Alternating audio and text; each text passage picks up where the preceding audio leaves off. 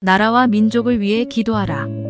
독일이 통일되기 전인 1980년도에 라이프치히에 위치하고 있었던 성 니콜라이 교회에서는 평화의 기도회라는 이름으로 독일의 통일을 위해 기도하는 집회가 있었습니다. 종교개혁 당시에도 루터가 종종 방문해 설교를 하곤 했던 유서 깊은 이 교회의 성도들은 비밀경찰도 두려워 않고 매주 당당히 예배당에 모였습니다. 동독의 비밀경찰들은 이 집회를 방해하기 위해 비밀리에 다양한 방해 공작을 펼쳤지만 매주 전해지는 산상수훈의 복음을 듣고 오히려 감화되는 경찰들이 늘어나기도 했습니다. 성 니콜라이 교회의 성도들이 모이던 작은 집회 평화의 기도회는 점점 규모가 늘어나 중에는 교회에 다니지 않는 사람들도 참석하는 대규모 집회로 성장했습니다. 급기야는 매주 수천 명의 사람들이 기도에 참석 후 거리로 나와 독일 통일을 외쳤습니다. 독일 통일의 초석을 다진 것은 불의에도 굴하지 않고 꿋꿋이 모여 주님께 나라의 평화를 간구한 그리스도인들이었습니다. 이는 우리나라 역시 마찬가지입니다. 우리나라가 위기에 처해 있을 때 주님은 성도들의 기도를 듣고 응답하셨습니다. 나라를 위한 기도를 쉬지 않으며 평화의 시대를 다진 믿음의 선배들처럼 주님 앞에 바로 서는 나라가 되도록 나라와 민족을 위한 기도를 쉬지 마십시오. 먼저 하나님께 나아가 자신의 죄를 회개하고 이 나라와 민족이 하나님께 돌아오도록 기도하는 그리스도인의 믿음에 대해 생각해 보겠습니다.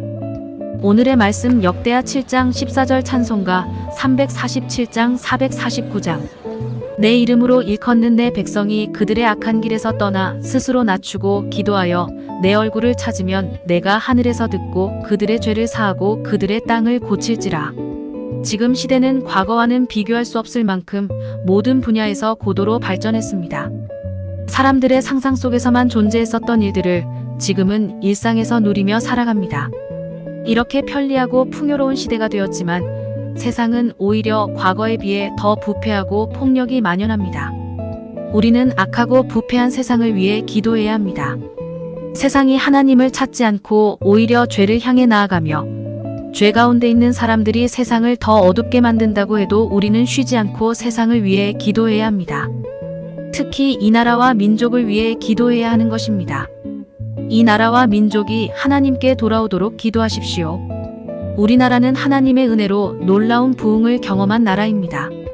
하나님의 말씀이 전파된 후 많은 사람들이 하나님께로 돌아왔고 교회는 놀랍게 성장했습니다.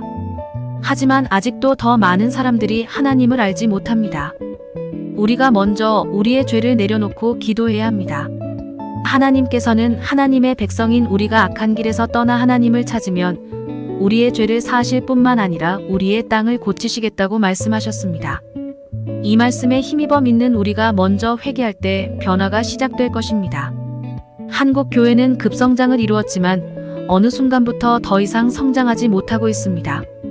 아마도 교회의 성장을 방해하는 악한 세력의 괴계도 있었겠지만 우리의 모습이 세상 사람들을 감동시키지 못했기 때문일 것입니다. 먼저 회개하고 이 나라와 민족을 위해 기도하는 그리스도인이 되시기를 바랍니다. 오늘의 기도. 주님, 우리 그리스도인들이 먼저 하나님께 나아가 회개하게 하옵소서. 그리고 이 나라와 민족을 위해 기도하며 하나님의 나라를 이루기 위해 살아가게 하옵소서. 예수님의 이름으로 기도합니다. 아멘.